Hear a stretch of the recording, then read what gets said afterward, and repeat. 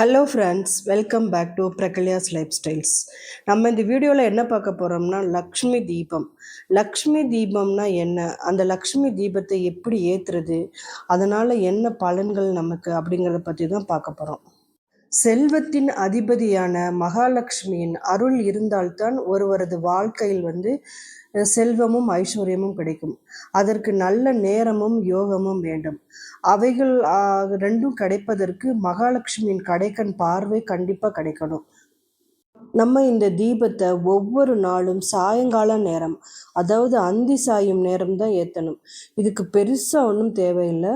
ஒரு அகல் விளக்கு, கொஞ்சம் நெய், ஒரு வெத்தலை, கொஞ்சம் மஞ்சத்தூள் இருந்தால் போதும். இப்போ நம்ம ஒரு தாம்பாளத்துக்கு நல்ல சந்தன குங்குமம்லாம் வச்சு ரெடி பண்ணி வச்சுக்கலாம். அப்புறம் ஒரு அகல் விளக்கு எடுத்து அதை சுற்றி நல்லா மஞ்சள் தடவி, நம்ம கண்டிப்பாக மஞ்சள் ஒட்டாது, அதனால் நம்ம அகல் விளக்கை சுற்றி தண்ணியை தொட்டு நல்லா தடவிட்டு அப்புறம் மஞ்சள் தடவுனோம்னா நல்லா ஒட்டிக்கும். மஞ்சள் தடவிட்டு நல்லா சந்தன குங்குமம்லாம் வச்சு ரெடி பண்ணிக்கலாம். அப்புறம் ஒரு வெத்தலை, நல்ல பெரிய வெத்தலையாக, நல்ல அகண்ட வெத்தலையாக எடுத்து அந்த வெத்தலைக்கும் காம்பை கிள்ளிட்டு முன்பக்கம் நுனியில் சைடில் எல்லாம் நல்லா மஞ்சள் குங்குமம்லாம் வச்சு அந்த வெத்தலையும் நம்ம ரெடி பண்ணி வச்சுக்கலாம். சொந்த பந்தங்கள் மட்டும் இல்லை, இன்னைக்கு நம் உடன் பிறந்தவர்கள் கூட இன்று நமக்கு பணம் இருந்தால்தான் மதிப்பளிக்கும் காலமாக இருக்குது. அதனால் இந்த தீபத்தை ஏற்றுறதன் மூலம் குடும்பத்தில் இருந்த துன்பங்கள், கடன் பிரச்சனைகள் அனைத்தும் நீங்கி நல்வாழ்வு கிடைக்கும். தொழில் நல்ல சிறப்படைந்து செல்வம் அதிகரிக்கும், ஐஸ்வர்யமும் பெருகும். அதனால் மகாலட்சுமியின் அருள் நமக்கு முழுமையாக கிடைக்கும். என்றுமே நம் இல்லத்தில் நீங்காமல் நிலைத்திருப்பாள். இப்போது நம்ம வெத்தலையை தாம்பலத்துக்கு நடுவில் வச்சுக்கலாம். அந்த வெத்தலைக்கு மேலே அகல் விளக்கு எடுத்து வச்சுக்கலாம். அந்த வெத்தலையை சுற்றி ரோஜா இதழ்களை தூவி அலங்காரம் பண்ணியிருக்கேன். உங்ககிட்ட என்ன பூக்கள் இருக்கோ அதை தூவி அலங்காரம் பண்ணிக்கலாம். இதை வெற்றிலை தீபம்னு கூட சொல்லிக்கலாம். வெற்றிலை தீபம் முருகருக்கு செவ்வாய் ஹோரையில் ஏற்றுவாங்க. எந்த கடவுளுக்கு வேணாலும் ஏற்றலாம். குல தெய்வம், நம்ம இஷ்ட தெய்வம்னு எந்த தெய்வத்துக்கு வேணாலும் இந்த வெற்றிலை தீபம் ஏற்றலாம். ஆனால் நம்ம மகாலட்சுமி தாயாருக்காக அதுவும் சாயங்கால நேரம் இந்த தீபத்தை நம்ம ஏற்ற போகிறோம். தீப ஒளி, யானை, பூரண கும்பம், இதில் எப்போதும் லக்ஷ்மி கடாட்சம் நிறைந்திருக்கும். மகாலட்சுமி தாயாரை நம்ம தொடர்ந்து வழிபட்டு வந்தோம்னா நமக்கு சுகபோக வாழ்க்கை கிடைக்கும். அது மட்டும் இல்லாமல் சுக்கிரனுடைய கடைக்கண் பார்வையும் நமக்கு கிடைக்கும். சுக்கிரனோட கடைக்கண் பார்வை கிடைச்சாலே போதும், நம்மளோட வாழ்க்கையே மாறிடும் இல்லையா? நம்ம வீட்டில் காலையிலையும் மாலையிலையும் விளக்கேற்றுவது ரொம்ப மங்களகரமான ஒரு செயல். விளக்கேற்றும் திரியை பொறுத்தும் நம்மளுடைய செல்வ வளம் பெருகும் என்கிறார்கள். இந்த லக்ஷ்மி தீபத்தை ஏற்றும் போது நம்ம செய்ய வேண்டிய முக்கியமான விஷயமே அந்த திரியோட நுனியில் மஞ்சள் தூள் தடவி ஏற்றுறது தான். அப்படி மஞ்சள் தூள் தடவி ஏற்றும் போது மகாலட்சுமியோட அருள் நமக்கு பரிபூர்ணமாக கிடைக்கும். அது ஆதிசங்கரர் அருளிய கனகதார சோஸ்திரம். இதை நம்ம பாடி மகாலட்சுமியை வழிபடும் போது நம்மளுடைய செல்வ வளம் பெருகும். எல்லாராலையும் பாட முடியலன்னா டிவிலேயே ஃபோன்லேயே நம்ம போட்டு விடலாம். அதே மாதிரி வில்வத்தால் நம்ம மகாலட்சுமியை அர்ச்சனை பண்ணி வழிபடும் போது செல்வவளம் நமக்கு பெருகும். அப்படியே அந்த வெத்தலையிலையும் கொஞ்சம் மஞ்சள் குங்குமம் வச்சுக்கலாம்.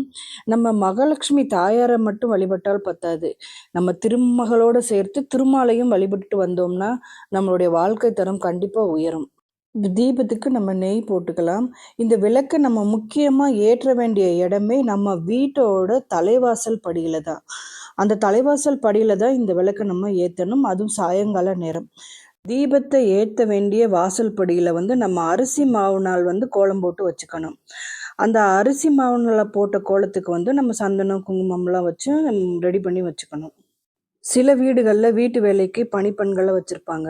வீட்டில் எத்தனை பெண்கள் இருந்தாலும் ஒவ்வொரு நாளையும் காலையில் போட வேண்டிய கோலத்தை அந்த வீட்டோட குடும்ப தலைவி தான் போடணும். அப்போதுதான் அந்த வீட்டில் செல்வம் நிறைந்திருக்கும். இந்த வாழ்க்கையில் நமக்கு கிடைச்ச ஒரு அட்சய பாத்திரம்னா உருளின்னு சொல்லலாம். அந்த உருளியை நம்ம இப்போ வழிபாடு பண்ணிக்கலாம். மகாலட்சுமி தாயார் வீற்றிருக்கும், அதாவது மகாலட்சுமி தாயார் அமர்ந்து இருக்கும் தாமரை மலரை கொண்டு இந்த உருளியை நம்ம தயார் பண்ணலாம். இந்த உருளி வழிபாடு செய்கிறதன் மூலம் நமக்கு கிடைக்கும் பலன்கள், இந்த உருளியில் என்னென்ன வாசனை திரவியங்கள் சேர்க்கலாம், அப்புறம் அந்த உருளியில் எப்படி வெற்றிலை தீபம் ஏற்றுறது அப்படிங்கிறத பற்றி நிறைய வீடியோக்கள் என்னோட சேனலில் போட்டிருக்கேன். நீங்கள் போய் கண்டிப்பாக பாருங்கள்.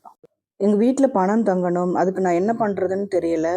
அப்புறம் சில பேருக்கு வீடு வாங்கணும், சொந்தமாக தொழில் தொடங்கணும்னு நினைக்கிறவங்களுக்கு ஒவ்வொரு நாளும் இந்த லக்ஷ்மி தீபத்தை ஏற்றிட்டு வரும்போது அவங்க வேண்டுனது நினச்சபடியே நடக்கும்.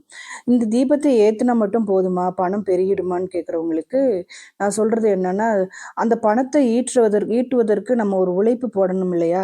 அந்த உழைப்புக்கான சக்தி கிடைக்கும். அதோட நம்ம அதிர்ஷ்டமும் இருந்ததுன்னா நம்ம நினச்சது கண்டிப்பாக நடந்துடும். அந்த அதிர்ஷ்டம் யார் மூலம் கிடைக்கும்னா, அந்த மகாலட்சுமி தாயாருடைய கடைக்கண் பார்வை நம் மீது படும்போது அந்த அதிர்ஷ்டம் நமக்கு கண்டிப்பா கிடைக்கும். இப்ப நான் உருளி அலங்காரம் பண்ணிட்டு, உருளி மீது இருக்கும் தாமரைக்கும் மஞ்சள் குங்குமம் வச்சிருக்கேன். இப்ப நம்ம உருளி அலங்காரம் பண்ணியாச்சு. நான் ஏற்கனவே ரெடி பண்ணி வச்சிருந்த லக்ஷ்மி தீபத்தை போய் இப்ப நம்ம வாசல் படியில வச்சு ஏத்தலாம். அந்த லக்ஷ்மி தீபத்தை கிழக்கு அல்லது வடக்கு திசையை நோக்கி இருக்குமாறு தான் நம்ம ஏத்தணும். இந்த லக்ஷ்மி தீபத்தின் முக்கிய அம்சமே அது கிழக்கு அல்லது வடக்கு திசையை நோக்கி ஏற்றும் போது தான் அதோடைய பலன்கள் நமக்கு முழுமையாக கிடைக்கும். அதனால கண்டிப்பா உங்க வீட்டில் நீங்க கிழக்கு அல்லது வடக்கு திசையை நோக்கி தான் இந்த தீபத்தை ஏற்றணும். ஓகே ஃப்ரெண்ட்ஸ், இந்த வீடியோ உங்களுக்கு ரொம்ப பிடிச்சிருக்கும்னு நினைக்கிறேன். பிடிச்சிருந்தா லைக் பண்ணி சப்ஸ்கிரைப் பண்ணி சப்போர்ட் பண்ணுங்க. உங்க கருத்துக்களை கமெண்ட்ஸ்ல தெரிவிங்க. நன்றி.